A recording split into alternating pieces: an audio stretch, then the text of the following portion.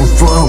Born in California where the murder rate is high and we creep right on ya. I come from the land of the bad, but we ever get money and we with that gunplay. Rolling real slow, man, smashing in the block, hitting corners everywhere, man, the shit don't stop. As a kid, gang banging on the streets with a banger on my side, where take out winning. What's good with the YouTube? You already know, Big Flocka with the comics perspective, and I'm smashing, dashing, sliding on through with a little bit of energy. Please hit the like, subscribe, comment, do all those things to help support this channel, and hit the bell notification for future viral content. As you can tell by the title, the thumbnail, we're going to get straight to it, man. This was sometime around 2013 what we're going to be discussing. And this was a time period when Rafael Payaso Tovar from Fremont was my Celly in the county jail. Okay, now the thing that was so interesting about this, right, was Rafael Payaso was part of a high-profile case out there in the East Bay that ended up also being on Msnbc lockup. Yes, he was on lockup. If you guys remember the story, it was about the Samoan football player that was killed. His sister had a conscience about what happened because she was never about that life. She went down there and, unbeknown to him, she pretty much told the authorities a lot of stuff that was kind of, against him and his homeboy, Danny Howard, right? Now, I guess his sister Daniela, she had a little conscience about what happened, or feeling that she had a part in something that happened, right? So she went down there and pretty much turned herself in, told Newark Police Department, whatever she told them.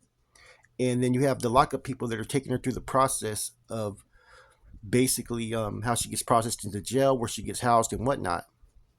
Now, during this interview, they asked her, does your brother know that you're doing this? And she says no.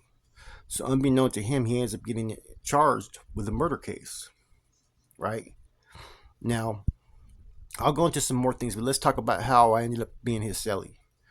Okay, so around that time, I was in the county jail for a little bit. I had a little time to do, right? It was the first time doing time for a long time. And I'm over there in Unit 1 with Gonzo from Livermore. I think Menudo's in the other pod. You got Gangster Booze in the pod with me. Fucking Little Lokes from Dakota's in the pod with me. Hovey from Dakota's in the pod with me. Bunch of cats, right? Some other cat from was there from Capa Ramos, man. And I just been in there with Sharky, Robert Santiago from Ramos, and as well as what's his name, Pancho from who was a writer actually. So when me and Gonzo were there, they're talking about selling people up and moving them over to a block. And I told the story about this, how me and Gonzo ended up being Cellys. So I set up with Gonzo. Now at this time, Gonzo wasn't on the verge of being deemed or being cleared. Basically, they wanted some money for some dope during Operation Valley Star, right? So me and Gonzo ended up selling up. He ends up getting released, but we're Cellys for maybe about 2-3 weeks, right? Happy's next door. He's trying to get in contact with Happy. So I had him as a Celly. Then I had some other individual boxer as a Celly. Now, I'm trying to, I got someone over there, right? And I'm trying to help them out what to do to clear their fucking name. They're still trying to be active, right? Now, there's someone over there. They ended up moving him in with Payaso. Now, this dude, Payaso, was just in with Happy. He was in the same pod with Happy. Him and Happy were cool even afterwards, right? From Lodi. So he was there with Bandit. All these cats, I already know all these cats, right? So he moves over to move in with the homeboy. And so homeboy wants to clear his name, and he's been having issues, and it was the homeboy Bandit from Newark. So I tell Bandit what to do through the door because he knew who I was. And so I pretty much relayed everything. Boom, this is what you got to do. So he ended up going over there to talk to Happy. And then Payaso ended up moving in with me because Payaso and them were Cellys and shit, right? And Payaso was a fucking clown, man. He was fucking funny as fuck. So I'm chopping up with Bandit, right? Bandit's trying to get clear. So now the classification officer there was a cool classification officer at the time, Matt. Was Deputy Bounds. Bounds was cool.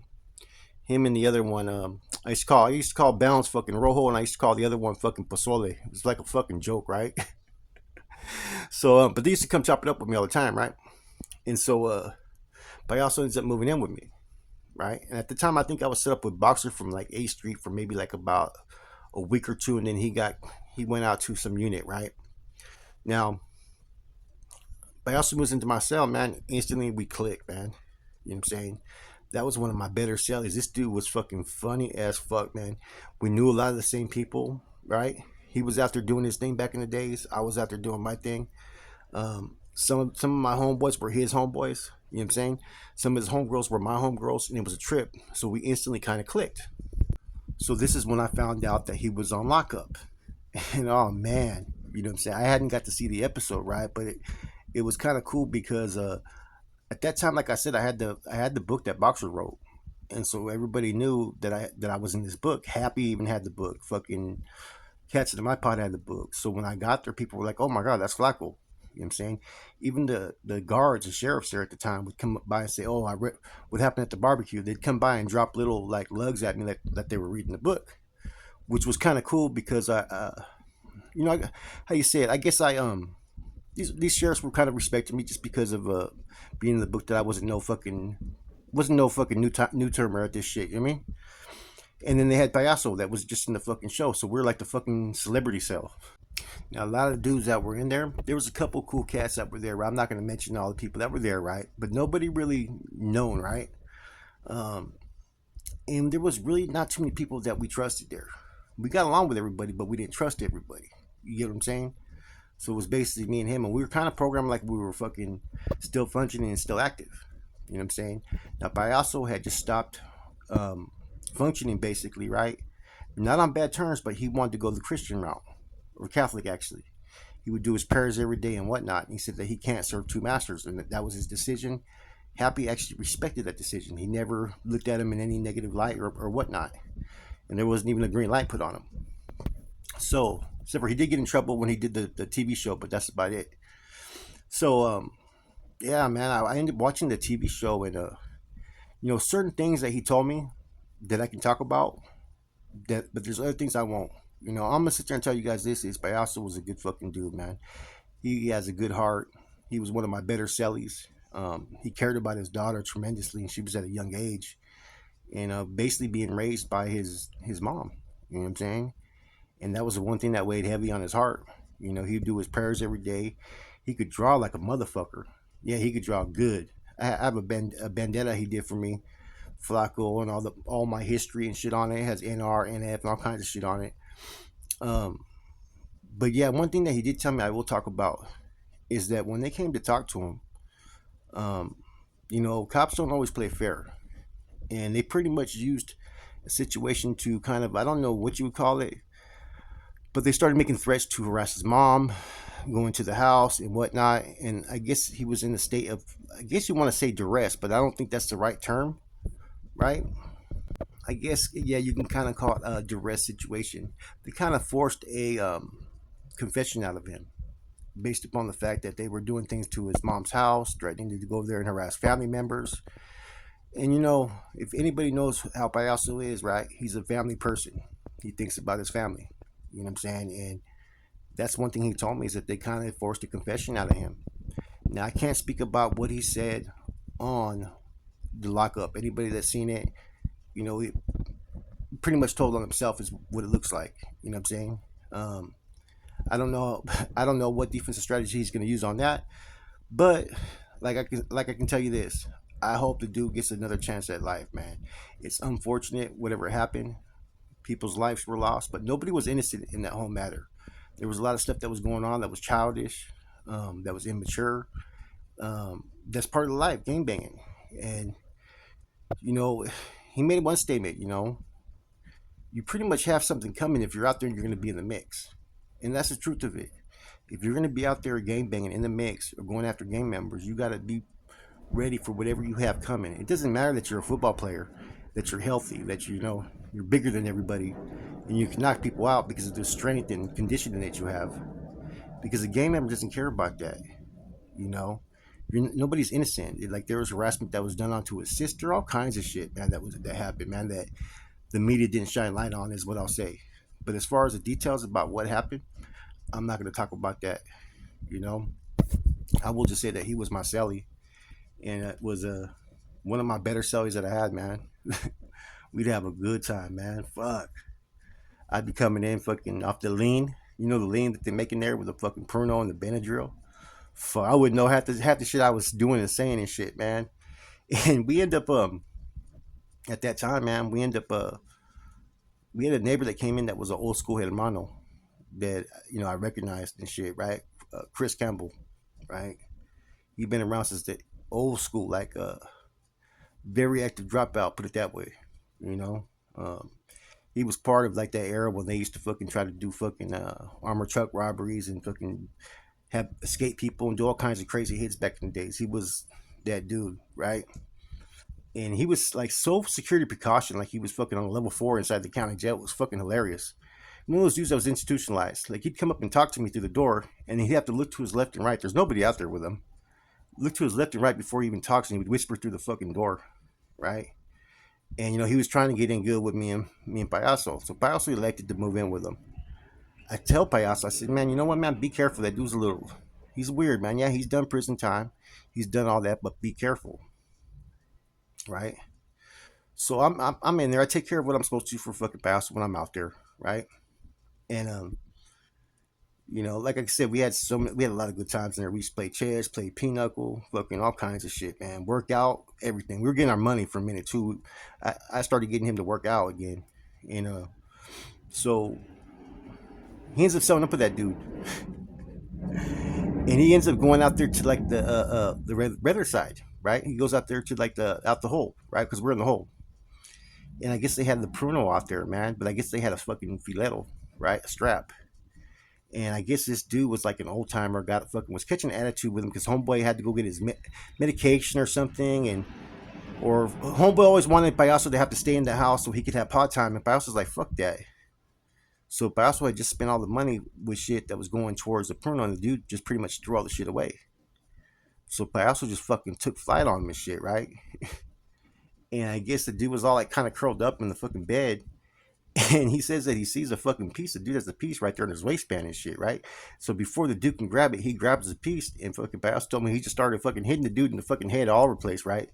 But the piece was so fucking bad, it really didn't do no damage. And he goes, here I am. He goes, I'm fucking facing fucking life for a murder, and here I am fucking trying to stab my fucking Celly and shit, man. And I was like, fucking Payaso, man. Because he wasn't that dude, man. For him to act like that, there'd be a reason, you know what I'm saying? And yeah, man, it's unfortunate what happened to the Simone player, man. My condolences to their family as well, man. Um, you know what I'm saying? We all make choices and stuff in life, and it's unfortunate. And whatever choice Payaso's made, he's been down for about 11, 12 years, man. And I hope the dude makes it out again to his family. Because you know what, man? Hopefully he can use whatever time he's done to sit there and sit down and become a better person. And me knowing how he is, I expect that he will do that. You know what I'm saying? I haven't really kept in contact with him for a minute. I should reach out to him now. But I don't I'm not gonna sit there and condone and promote murder or say that everybody deserves to get a free pass and stuff, right? And I'm not gonna say that he's guilty of it either, though. You know what I'm saying? Y'all can put two to two together. You guys have watched the movie. You guys can draw your own opinion. I will just say this: any appeal action to get anything overturned is gonna be a hard case to fucking win. You know what I'm saying? He's better off probably just doing a righteous program and rehabilitating himself, in my personal opinion. But to each his own. Now his sister got out. She got a bunch of time and she got that reversal, man. So good for her, man. You know, and I know one thing, man, that like he told me, right? And this is one thing I'll say, that whatever his sister did, he said that she needed to do it for herself.